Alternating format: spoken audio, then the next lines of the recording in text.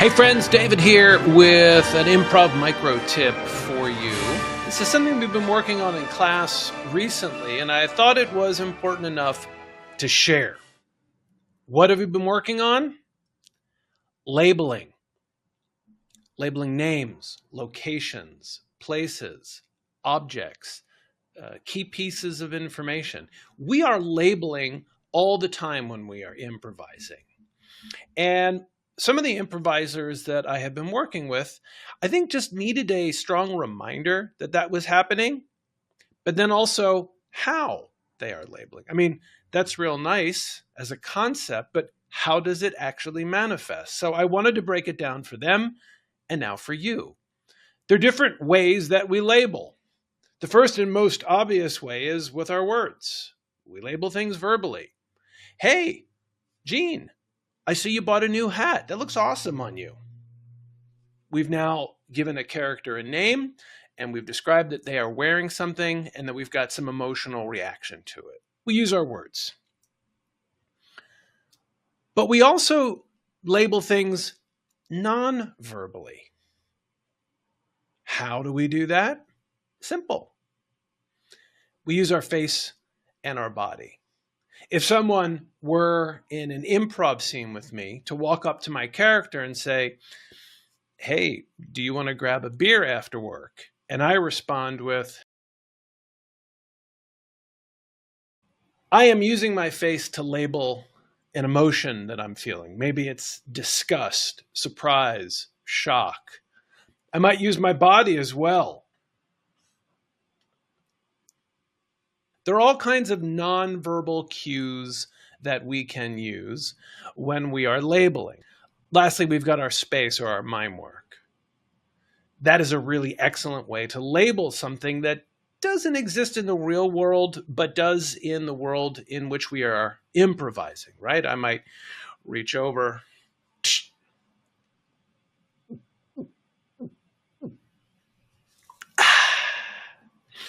Now, there's nothing in my hand, obviously, but I can use space in mime work to create something that is not there. And that's a type of labeling too. From everyone else's perspective, your labeling is an act of creation. It doesn't exist until you say it or show it or indicate it. So in a funny way, you're giving birth to something for your colleagues and for the audience when you are improvising. And this is really powerful because when an audience knows what they're looking at, when your scene partners understand what it is that you are creating, they are at ease, they're comfortable, and more often than not, an audience will laugh. They'll laugh when you label it. If I start a scene reaching for that can of whatever it is, and I start drinking, and I put it down, and my scene partner comes in and says, hey, Billy, you sure you want to be drinking a Schlitz at 10 a.m. on a Monday morning? The audience will laugh because they will be reassured that that thing that they saw in my hand that's not really there is what they thought it was. And that comfort is released in laughter. Laughter of recognition. You have given birth to that object as a result of what you've done when you are improvising. And what I was trying to tell my students the other night is that each of us are very powerful creators. So powerful, in fact, that if I take that can that I opened and I drink it, and then I put it down on a table in front of me, the audience and my scene partners still see that it's there.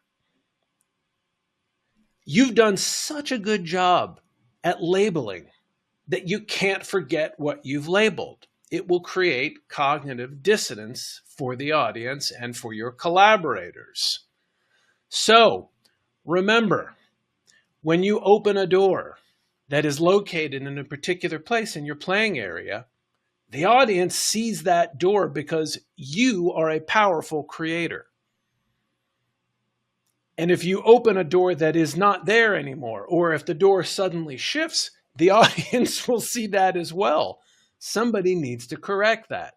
This is good labeling. Creating things, giving birth to them, and then because you've done such a good job at creating them, remembering what they are, where they are, and if you are in time, when you are.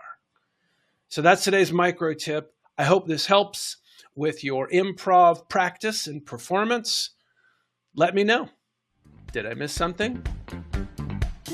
Maybe I need to get better at labeling.